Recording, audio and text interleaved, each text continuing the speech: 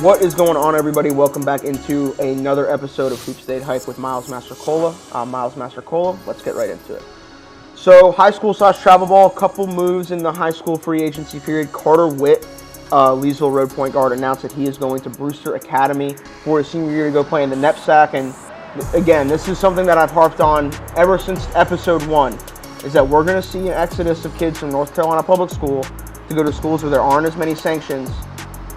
Just simply due to the fact that there's a lot of uncertainty going around about the North Carolina public school season, and even the private school season for that matter. So that is going to be something to monitor. Carter Whitt, outside of winning a state championship, he accomplished just about everything you could at Leesville Road. He left a great legacy, so the Hoop State will miss him dearly, and we'll see what he does at Brewster. He'll be playing on a loaded team with guys like Mackie Tierney, Zaire Wade, and others. So there's also rumors about other guys joining him there. So it's going to be interesting to see what the NEPSAC looks like and what Brewster looks like next season with Carter Whitt running the show.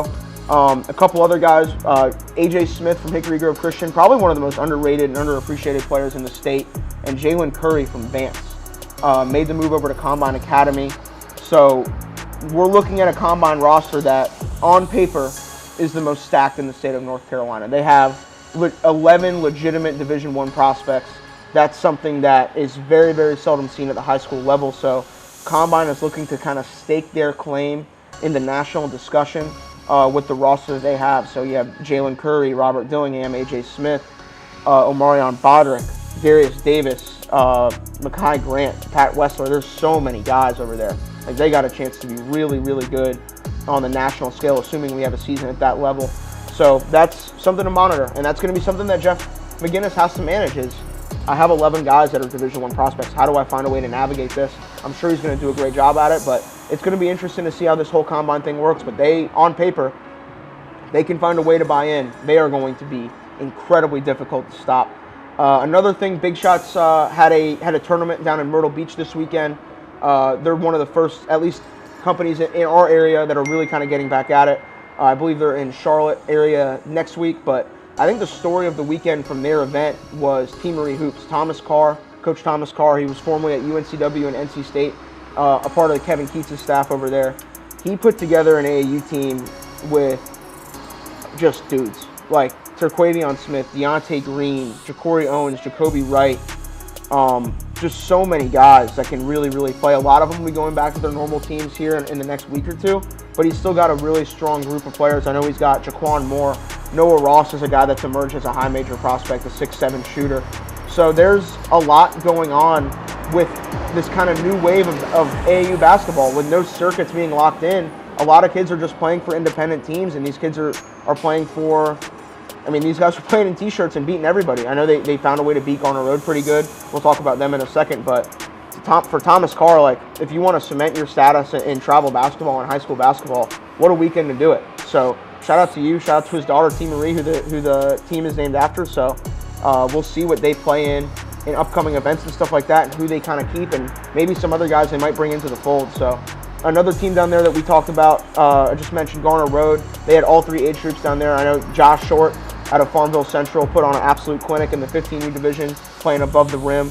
Will Felton did his thing. Terrence Harcum, Lucas Taylor, Dalen Berry, that whole 17U group had a good weekend. And then the 16U group with Asa White, Avion Pinner, Nick Graves, they had a good weekend as well. So Garner Road kind of trying to shake the rust off, get going. We'll see what they do the rest of the summer, but they have a ton of prospects that really need to be evaluated by college coaches via the live streams and stuff like that. So for Garner Road, they're getting off the ground running. And then the other story from that tournament is probably Eli Ellis. The fact that a rising 8th grader came into an event just playing with tons of moxie, tons of swagger, and really, really handling his business against kids 2 to 3 years older than him. So that was really good to see for him. We saw what he did on Moravian Prep's regional team. We'll see if he plays on the regional team or the national team this coming year. Like we said, he's only an 8th grader.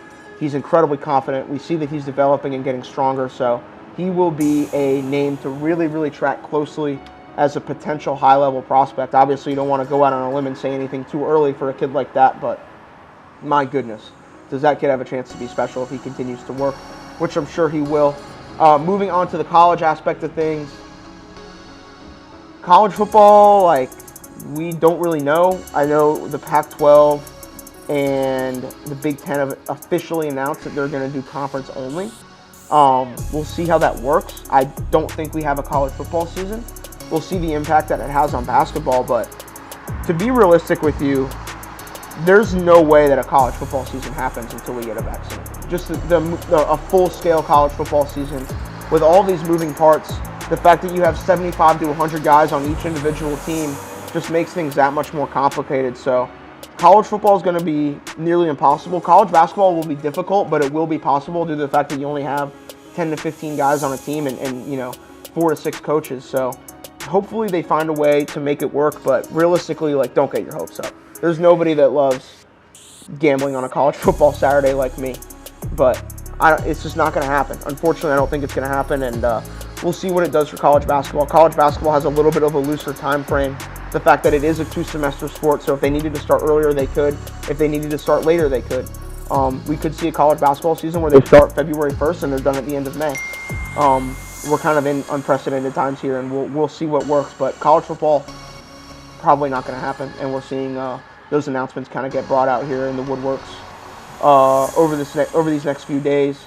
On to the professional basketball, they're obviously in the bubble, and I don't think we realize the kind of content that's going to come out of this bubble. We got J.J. Redick shotgunning beers.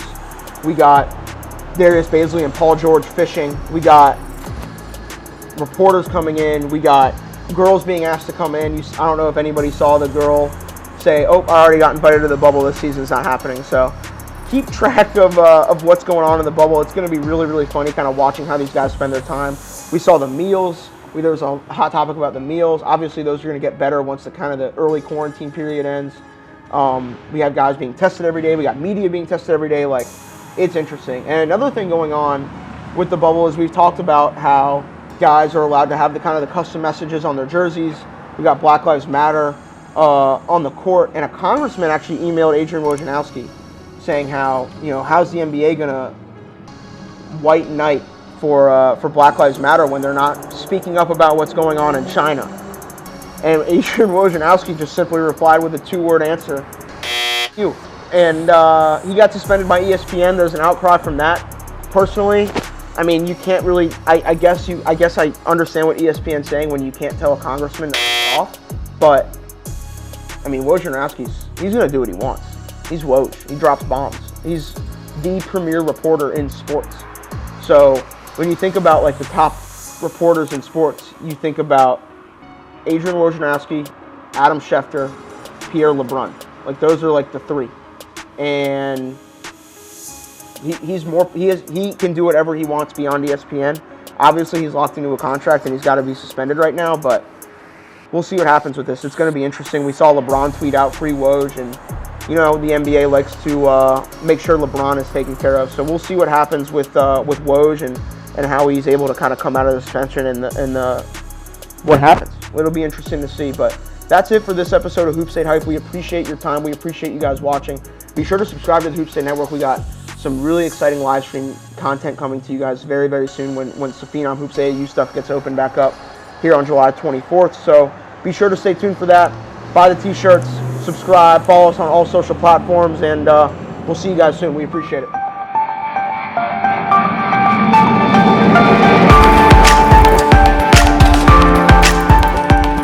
Here for my wins, I need my ends. This life is real, if they pretend. Aim off the bench, I get it in, I get it in, I get it in. Here for my wins, I need my ends. This life is real, if they pretend. Came off the bench, I get it in, I get it in, I get it in. I'm on my job, I get it done, but you should know that. Shine like a sun, a 101, you should know that. I get the front and in the back, you should know that. No need to stun, it's never cap, you should know that. All I know, 10 toes.